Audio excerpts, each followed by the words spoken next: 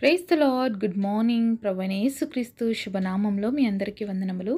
ఉదయకాల సమయంలో దేవుడి యొక్క అద్భుత వాగ్దానం కొరకు దేవుడి సన్నిధిలో ప్రార్థన చేద్దామా? మమ్మల్ని ఎంతో మికిలిగా ప్రేమించినటువంటి మా ప్రియ పరలోకమందున తండ్రి, నీ ఘనమైన శ్రేష్టమైన నామాన్ని బట్టి మీకు వందనాలు ప్రభువా. ఉదయకాల సమయంలో తండ్రి, మరొక దినాన్ని మా జీవితాల్లో ఇచ్చారు అయ్యా, మీకు స్తోత్రాలు. ఈ దినమంతటి కొరకు మమ్మల్ని సిద్ధపరచండి, మా అందరితో మాట్లాడి బలపరచమని యేసు నామములో ప్రార్థిస్తున్నాము తండ్రి, ఆమేన్. ఈరోజు దేవుని వాగ్దానము కీర్తనల గ్రంథము 119వ అధ్యాయము 143వ వచనం. శ్రమయు వేదనయు నన్ను పట్టి ఉన్నవి, అయినను నీ ఆజ్ఞలు నాకు సంతోషం కలుగజేయుచున్నవి. Psalms chapter 119 verse 143. Trouble and anguish have taken hold on me, yet thy commandments are my delights. దేవుడిచ్చినటువంటి అద్భుతమైన వాగ్దానం మనందరి జీవితంలో నెరవేర్చబడును గాక, ఆమేన్. దేవుడిచ్చినటువంటి ఈ వాగ్దానంలో నుంచి మనం అనేకమైన విషయాలు చూడొచ్చండి. మరి శ్రమ, వేదన ఇవన్నీ కూడా మమ్మల్ని పట్టుకుని ఉన్నాయా? కానీ ఏం కలుగజేస్తాయంట మనకి సంతోషము? దేవుని యొక్క మాటలు, దేవుని యొక్క ఆజ్ఞలు మనకు సంతోషం కలుగజేస్తాయి. యేసు ప్రభుని నమ్ముకుంటే శ్రమలు రావు, కష్టాలు రావు అనడం అబద్ధం అండి. దేవుణ్ణి నమ్ముకున్న వాళ్ళకి, నమ్ముకోని వాళ్ళకి, ప్రతి ఒక్కరికి లోకంలో శ్రమలు, కష్టాలు అనేవి సర్వసాధారణంగా ఉంటాయి. ఇంకొక విషయం చెప్పాలి అంటే, యేసు ప్రభుని నమ్ముకున్న వాళ్ళకి ఇంకా ఎక్కువ కష్టాలు ఉంటాయి ఈ లోకంలో. ఈ లోకంలో యేసయ్య ఉన్నప్పుడే అనేకమైన శ్రమల గుండా, ఇబ్బందుల గుండా వెళ్ళారు. అందుకే ఆయన ఒక మాట అన్నాడు, నేను లోకమును జయించున్నాను గనుక మీరు కూడా జయించండి అని. కాబట్టి మనము దేవుడి బిడ్డలుగా పరిస్థితుల్ని, లోకంలో ఉన్నటువంటి సిచ్యుయేషన్స్ అన్నిటినీ కూడా జయించే వారిగా ఉండాలి అని దేవుడు మనకి సెలవిస్తూ ఉన్నాడు. దేవుడు ఏం చెప్పాడు తెలుసా? లోకంలో మీకు అనేకమైన శ్రమలు కలుగును, అయినాను ధైర్యము తెచ్చుకొనుడి అని అంటున్నాడండి. కాబట్టి ఈ లోకంలో శ్రమలు, వేదనయు, ఇబ్బందులు, కష్టాలు ఇవన్నీ సహజంగా వస్తాయి. మరి ఈ యొక్క పరిస్థితిలో కూడా మనం ఆనందించడం నేర్చుకోవాలి.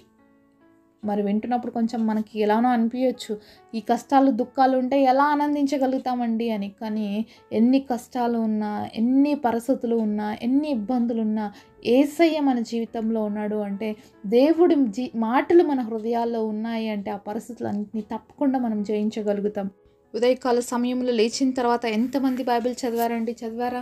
మరి చాలాసార్లు చెప్తూ ఉంటాను మీకు, బైబిల్ చదవండి, లేచిన తర్వాత ఒక హ్యాబిట్ చేసుకోండి.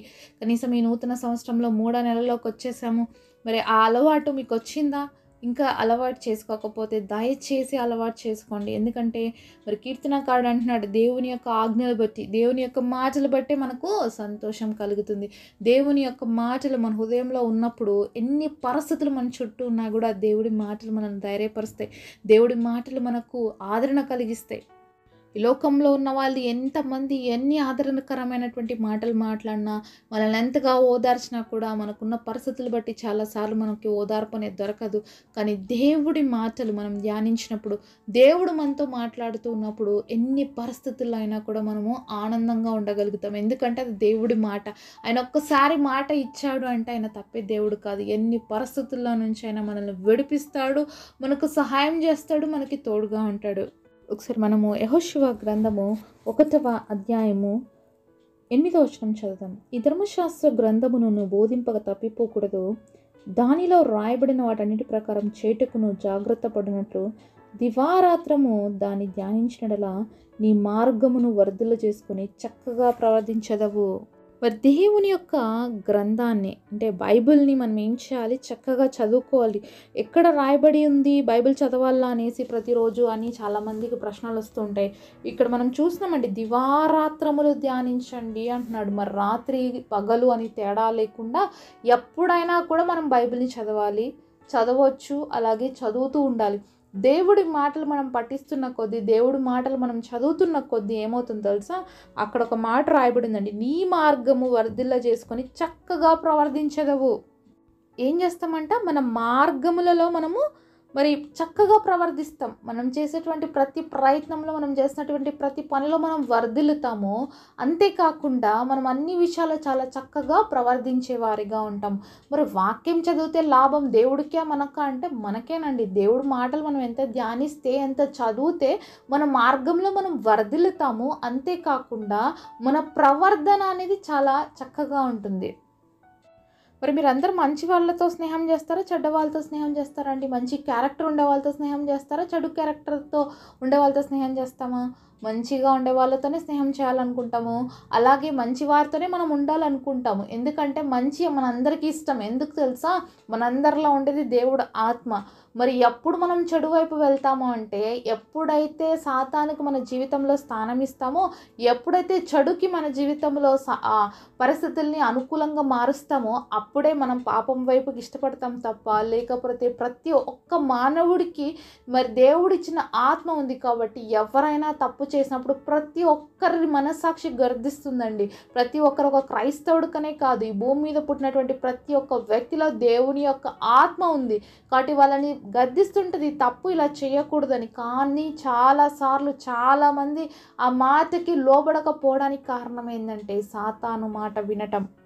అలా సాతాను మాటలు విని విని విని అలవాటైపోయి మరి ఫస్ట్ టైం ఎవరన్నా తప్పు చేసినప్పుడు చాలా భయపడతారండి. ఒక దొంగతనం చేయటానికి మరి స్టార్టింగ్‌లో చాలా భయమేస్తది. కానీ అది అలవాటుగా మార్చబడినప్పుడు ఇంకా దానికి మనస్సాక్షి అనేది చచ్చిపోతుంది. ఇంకేం గద్దించదనమాట.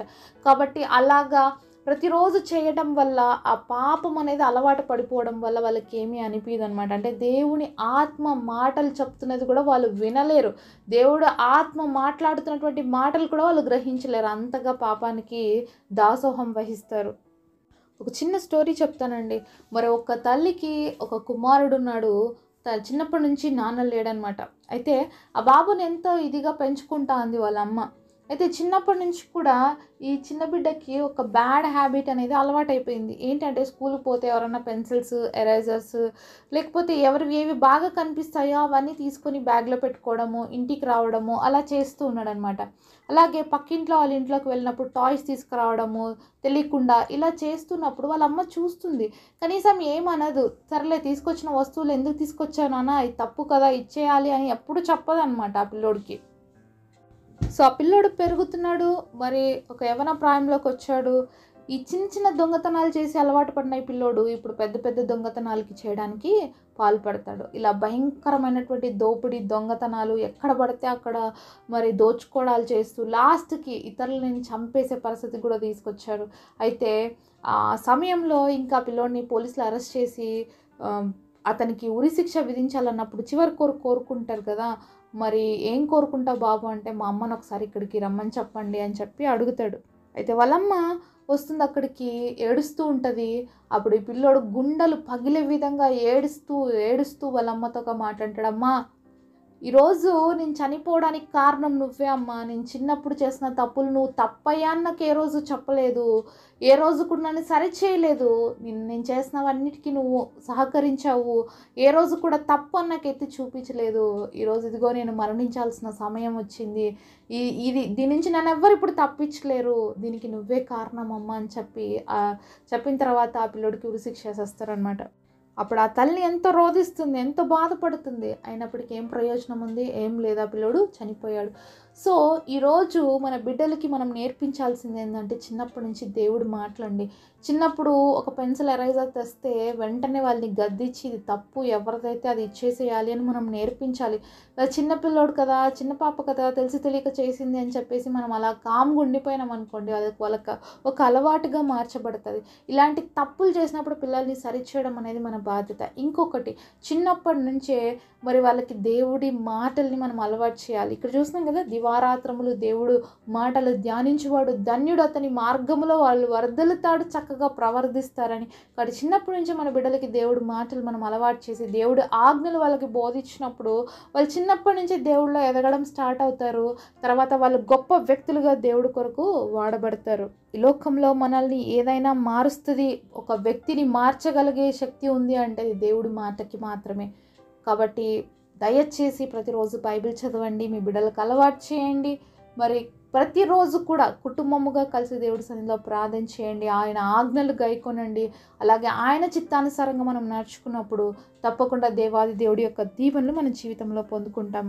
అటు కృప దేవుడు మనందరికీ దయచేయునుగాక. పరిశుద్ధుడైన తండ్రి, మీరు మాతో మాట్లాడిన ప్రతి మాట కొరకు వందనాలయ్యా.